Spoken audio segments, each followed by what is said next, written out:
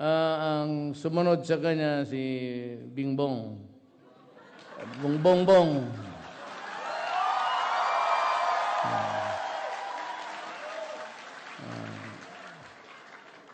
Kung manalo siya sa protest niya, baka bago ang ating Vice Presidente. Siya lang naman. Yung mga mag-i-impeach kay Mayor Dicong, hindi siya i-impeach kung akong vice. Dahil hindi nila malulok na ako magiging gagawin nilang presidente. So, I suppose the best way to safeguard Mayor Duterte would be to have me as his vice president, because siguradong hindi siya tatanggalin dahil akong papalit sa kanya. So talagang hindi nila gagawin. So that's a good way to safeguard his position. So you not support any impeachment? Of course not. Ayaw natin ng gulo. That's the last thing we need in this country is more gulo.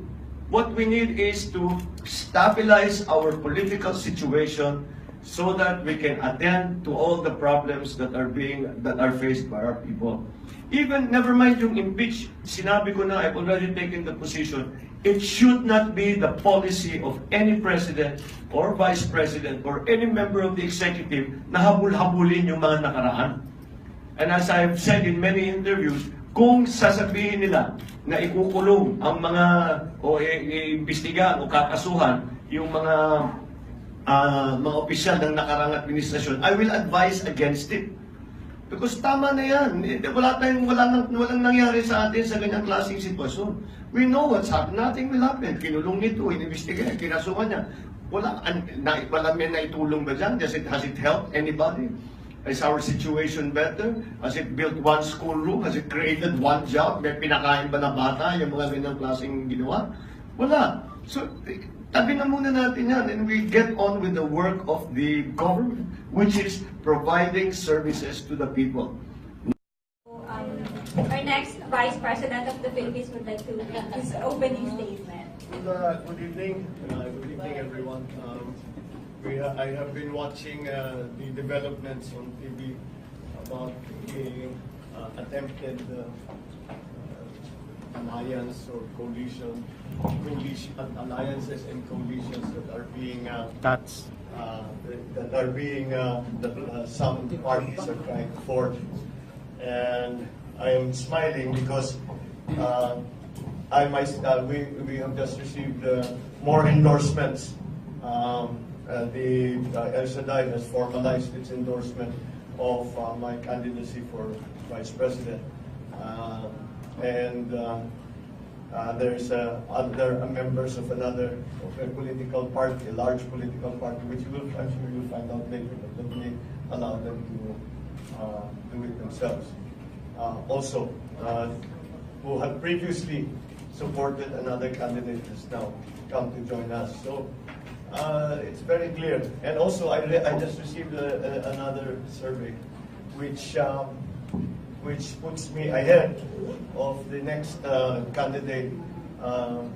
We are in a double digit lead, according to the survey, and it is a fairly. This group has been very reliable in the past, and I'm not talking about this election, but even in past elections. So I've been this evening the beneficiary of very good news. And it would seem that this is going to clarify the situation that will become even clearer on Monday, where we will post a good win for the election. Validates what I was talking about earlier today about the Plan B. Talagang the desperation is showing that these are all desperate attempts to try and salvage somehow the candidacy of the administration candidates. I also have heard that Senator Grace has turned down the offer. And so, again, maliwanag, naghahanap na talaga sila ng paraan na baguhin ang resulta dahil sila mismo alam nila wala na silang panalo. That's the reason why they're doing all of this, why there is a plan B, why they're trying to make alliances with other parties.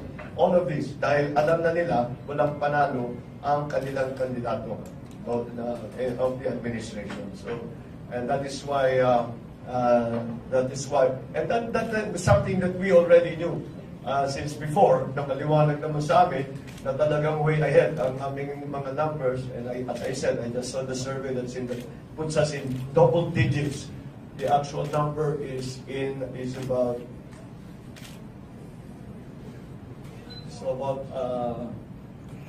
I think what was what? We're 12 points ahead in this survey that I saw. It will, I'm sure, lalabas lilitaw yan eventually. But again, let me allow the source themselves to do it. So kung ganun ang labanan, kung talagang 12 points ang pinag-usapan, the same thing for the presidency, talagang maghahanap sila ng ibang plano. Dahil hindi na talaga kayang ipanalo ng halalan. Kaya yung ano-ano na iniisip, yan naman, yung alliance with Senator Grace, with the Plan B that I talked about earlier, it has already come out in the news. So it's clear, very clear to me, na talagang desperate na ang administration at naghahanap na ng kahit anong paraan para magawa pa nila. If I don't know kung nabalitaan ng mga local media dito, because it was something that I spoke about in Tacloban. Sinasabi ko na meron kaming napalitaan na ang LP may pinaplanong Plan B nga. And the Plan B is very simple. Ipipilit nila, kaya yung survey, tinataas si Robredo para idadaya nila para pumasok sa maging panalo ng bise. Tapos, pag nanalo na si Duterte, i-impeach na si Duterte para si Robredo, LP pa rin ang mamumuno. So that is the plan B that I heard from an LP insider. Sila ang nagsabi sa akin. He is a member of the Liberal Party. Yan daw ang mga pinag-uusapan. So, that again is a clear indication of the desperation. Yung sinasabi kasi alimbawa na ikukulong ang mga o iimbestigahan o kakasuhan yung mga opisyal ng nakarang administrasyon, I will advise against it. Because tama na yan. Walang nangyari sa atin sa ganyang klaseng sitwasyon. We know what's happening. Nothing will happen. Kinulong nito, inimbestigahan, kinasuhan niya. Walang may naitulong ba dyan? Has it helped anybody? Is our situation better? Has it built one schoolroom? Has it created one job? May pinakain ba ng bata yung mga ganyang klaseng ginawa? Wala. So, tabi na muna natin yan and we get on with the work of the government, which is providing services to the people, not seeking vengeance for perceived political enemies. These are all desperate attempts to try and salvage somehow the candidacy of the administration candidates. I also have heard that Senator Grace has turned down the offer. And so, again, maliwanag, naghahanap na talaga sila ng paraan na baguhin ang resulta dahil sila mismo alam nila wala na silang panalo. That's the reason why they're doing all of this, why there is a Plan B, why they're trying to make alliances with other parties.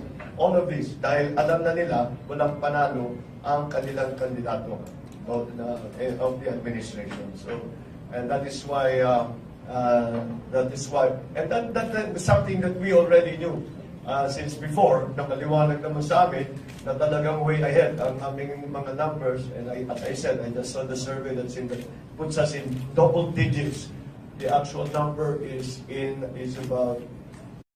Our next Vice President of the Philippines would like to make his opening statement. Good evening. Good evening, everyone. I have been watching the developments on TV about the attempted alliance or alliances and coalitions that are being some parties are trying to forge. And I am smiling because we have just received more endorsements. The El Shaddai has formalized its endorsement of my candidacy for Vice President. There's other members of another a political party, a large political party, which I'm sure you'll find out later, but let me allow them to do it themselves. Also, who had so about I think what was the what? We're 12 points ahead in this survey that I saw. It will, I'm sure, lalabas lilitaw yan eventually. But again, let me allow the source themselves to do it. So kung ganun ang labanan, kung talagang 12 points ang pinag-usapan, the same thing for the presidency, talagang maghahanap sila ng ibang plano. Dahil hindi na talaga kayang ipanalo ng halalan. Kaya itong ano-ano na iniisip, yan naman, yung alliance with Senator Grace, with the Plan B that I talked about earlier, it has already come out in the news. So it's clear, very clear to me, na talagang desperate na ang administration at naghahanap na ng kahit anong paraan para magawa pa nila. If I don't know kung nabalitaan ng mga local media dito, because it was something that I spoke about in Tacloban. Sinasabi ko na meron kaming napalitaan na ang LP may pinaplanong Plan B nga. And the Plan B is very simple. Ipipilit nila, kaya yung survey, pinataas si Robredo para idadaya nila para pumasok sa maging panalo ng bise. Tapos, pag nanalo na si Duterte, i-impeach na si Duterte para si Robredo, LP pa rin ang mamumuno. So that is the Plan B that I heard from an LP insider. Sila ang nagsabi sa akin. He is a member of the Liberal Party. Yan namang mga pinag-uusapan. So that again is a clear indication of the desperation. Yung sinasabi kasi alimbawa na ikukulong ang mga o iimbestigahan o kakasuhan yung mga opisyal ng nakarang administration previously supported another candidate has now come to join us. So it's very clear. And also I just received another survey which puts me ahead of the next candidate. We are in a double digit lead according to the survey, and it is a fairly this group has been very reliable in the past, and I'm not talking about this election, but even in past elections. So I've been this evening the beneficiary of very good news, and it would seem that this is going to clarify the situation that will become even clearer on Monday, where we will post a good win for the election.